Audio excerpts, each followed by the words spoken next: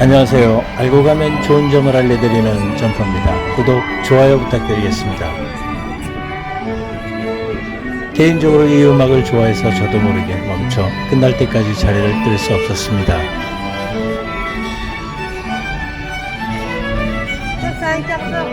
파리는 미국 도시들과 참 다른 점이 많습니다. 버스킹까지도.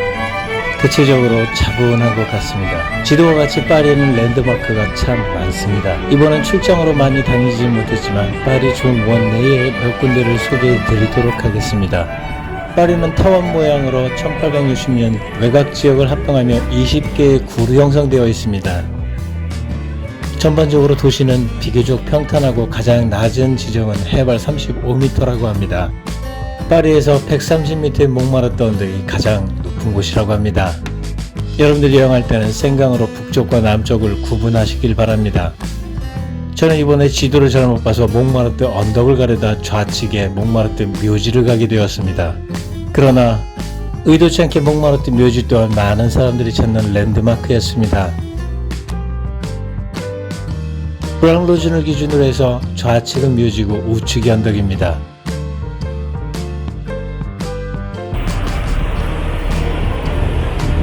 이곳이 무랑루즈라는 곳입니다. 들어가 보지는 않았습니다. 저도 불어를 할 줄 몰라 파리에서는 글자 맞춰 찾아가기 정도, 이 정도로 실수가 좀 많았습니다.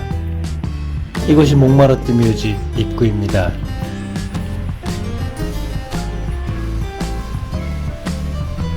우리나라의 묘지와는 정말 다르게 생겼습니다. 입구엔 원형 정원이 잘 정리되어 있었고 이곳에는 추모객만이 오는 것이 아니었습니다. 묘지를 산책하는 사람들도 있었고 관광객들이 방문을 하고 있었습니다. 저처럼 실수로 잘못 온 사람들은 아니었습니다.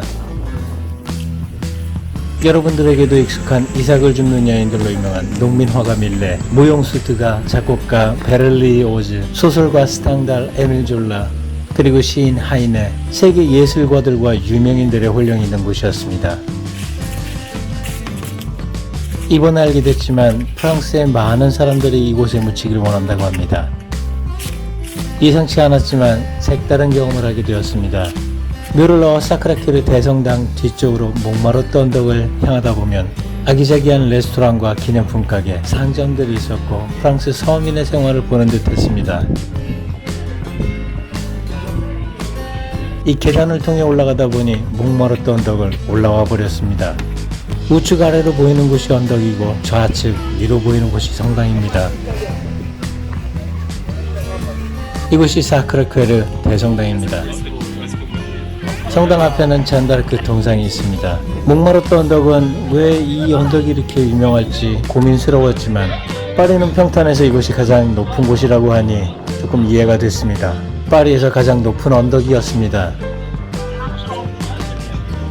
이 성당은 프랑스가 프로이센과 전쟁에서 패한 뒤에 침체된 국민의 사기를 고양시킬 목적으로 모금한 돈으로 만들어졌다고 합니다. 비잔틴 양식으로 하얀 돔이 솟아 있는 모습이 무척 아름답습니다.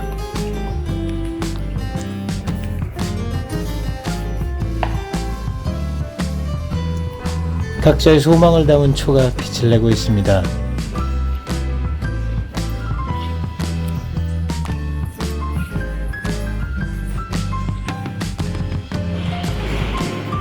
기도하는 사람들도 있고 저도 조금 숙연하게 내부를 구경했습니다.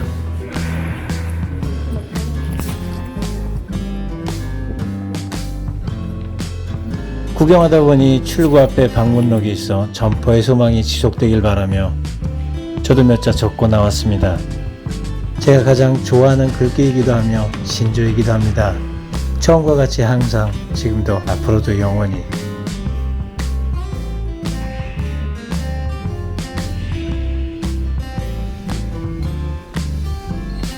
성당을 나와보니 밖엔 비가 오고 있고 사람들은 비가 멈출 때까지 기다리며 파리 전경을 감상하고 있었습니다. 비가 그쳐 성당에서 나와 언덕 아래로 내려갔습니다. 내려가다 보면 몽마르트 언덕이 보입니다. 이렇게 생겼습니다. 비가 와서 그런지 목마르던 언덕의 낭만이 어디로 갔나 했습니다. 그러나 파리에서 가장 높은 언덕이라고 하니 생각해보면 낭만이 있을 법도 했습니다. 언덕을 내려가다 보면 이곳부터는 흑형들의 호객행위가 매우 심합니다. 단호하게 거절하고 지나치시기 바랍니다. 반강제로 기념품을 사라고 매우 조릅니다. 욕은 하지 마시기 바랍니다. 저는 할 뻔했습니다.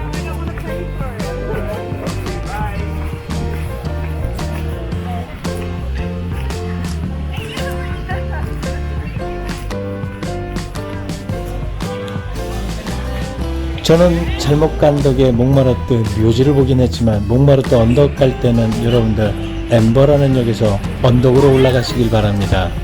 쇼커트입니다.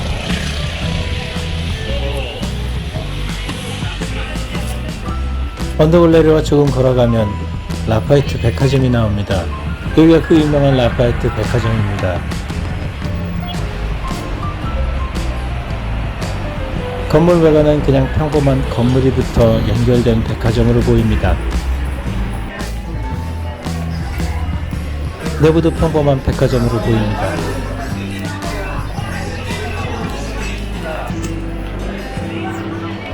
그러나 백화점 중앙에 와서 올려다보면 다릅니다. 파리구나 싶을 겁니다.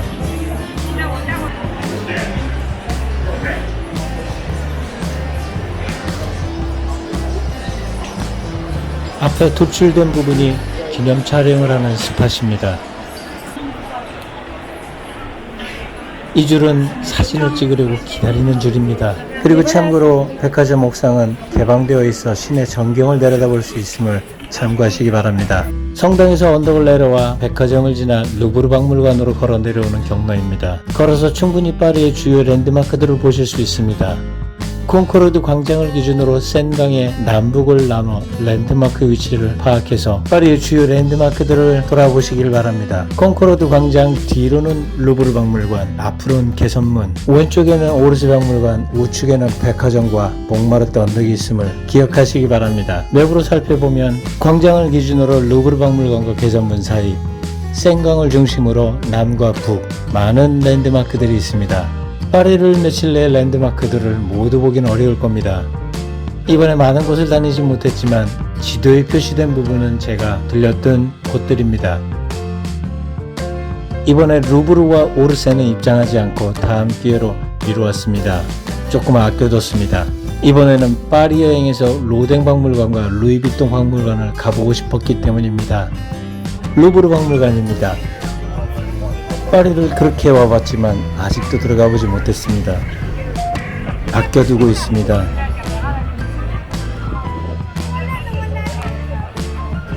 박물관 앞에는 루이 14세 동상이 있는데 루이 14세는 5살 생일이 되기도 전에 왕위에 올라 72년 3개월 18일 유럽 군주 중에 가장 오랫동안 재위한 것으로 기록되어 있다고 합니다. 루브르 박물관 내부에는 소문대로 사람들이 참 많습니다.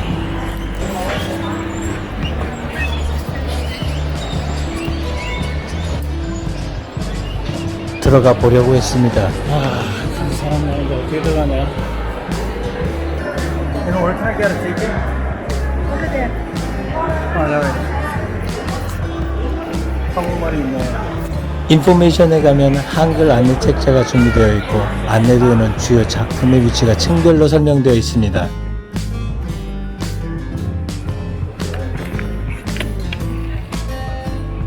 고민하다가 끝끝내 이번에 입장하지 않는 걸로 결정하고 돌아 나왔습니다.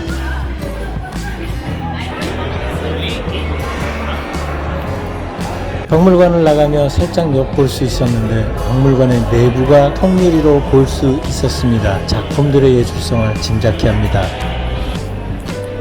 아쉽지만 다음 기회로 루브르 박물관을 나와 등지고 콩코르드 광장으로 향했습니다.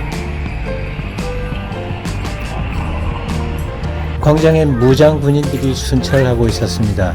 예비 탄창이 없는 걸 보니 실탄은 없는 듯 했습니다. 앞에 보이는 개선문도 개선문입니다. 그러나 작은 카루셀 개선문입니다. 여러분들이 알고 있는 개선문은 큰 개선문으로 저 뒤에 있습니다.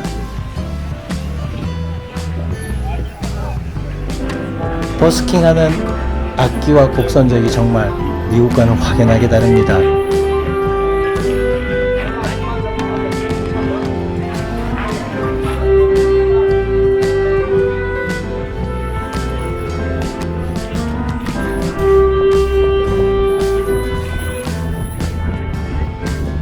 광장을 지나다 보면 길반, 사람반입니다.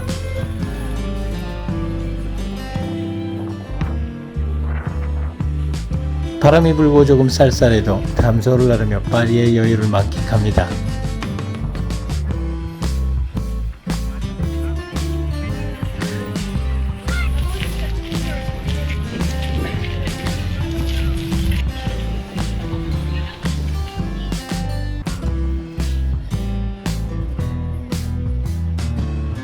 동상도 누엇입니다.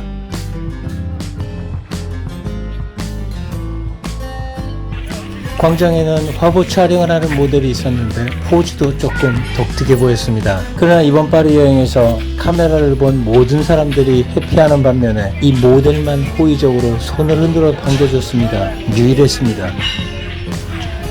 여러분, 파리 사람들은 극도로 센시티브합니다. 사진이나 영상 촬영은 힘들다. 조심하시기 바랍니다. 싸움 납니다. 안 찍었는데 찍었다고 제가 싸울 뻔했습니다. 파리는 많이 걸으셔야 합니다. 콩코르드 광장은 원래 루이 15세의 기마상이 설치되어 있어 루이 15세 광장으로 불리다가 프랑스 혁명 발발로 기마상이 철거되고 이름도 혁명 광장으로 고쳐졌다고 합니다. 그러나 1793년 1월 21일 프랑스 혁명 중에 루이 16세가 이곳에서 처형되었고 같은 해 10월에 왕비인 마리 앙투네트가 참수된 형장이기도 합니다. 이후 1795년 콩코드라는 화합, 일치라는 뜻으로 이 광장의 이름이 흑역사를 넘어 평화와 화합으로 나가자는 프랑스인들의 염원이 담겨있는 콩코르드 광장이 되었다고 합니다. 광장 중심에는 이집트 룩소르 신전에서 가져온 룩소르 오벨리스크가 놓여 있습니다. 원래 이집트 테베 람세스 신전에 있던 것으로 1829년 이집트의 총독이었던 무함마드 알리가 프랑스에 선물을 한 것이라고 합니다.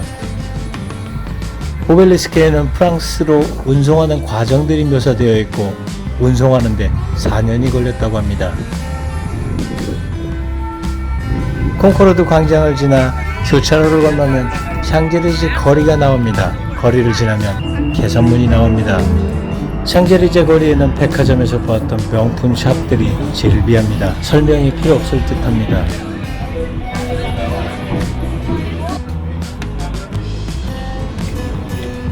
자동차를 좋아해서 앞에 있는 르노를 들어가 봤습니다. 포뮬러 차 한 대가 전시되어 있고 소소한 기념품들을 팔고 있었습니다.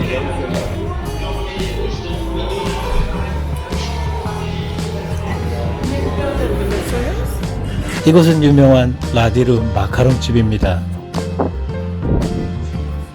본점이라 그런지 줄이 깁니다.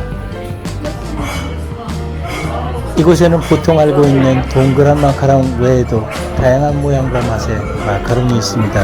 엄청난 긴 줄도 있습니다.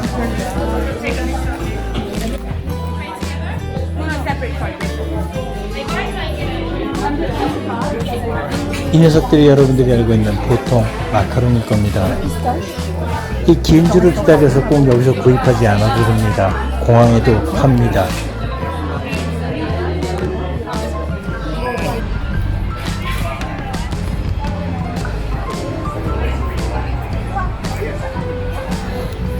빨간색 페라리가 시선을 압도합니다. 돈 받고 태워주는 차일 겁니다. 루이비통 참 사람들 많이 좋아합니다.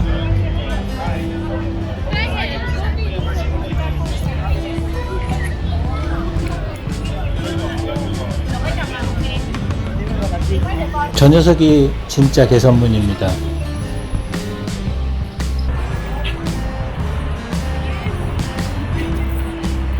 개선문 앞에서는 사람들이 기념 촬영하느라 정신이 없습니다.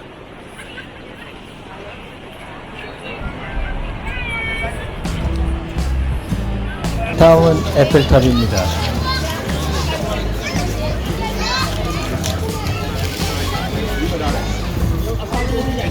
땡겨보니 독이 많이 쓸어 있었습니다. 무너지기 전에 얼른 가보시기 바랍니다. 에펠탑은 가까이서 보는 것보다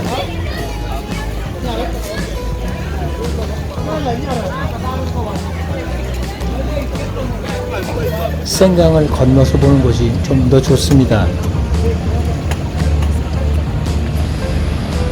그러나 다리 건너편보다 싸이가 강남스타일 공연했던 트로카데로가 에펠탑을 보는데 더 좋습니다. 이곳이 에펠탑을 보는 스팟 중의 스팟입니다.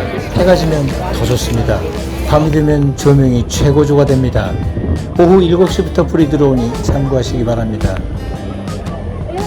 시청 감사합니다. 점퍼였습니다.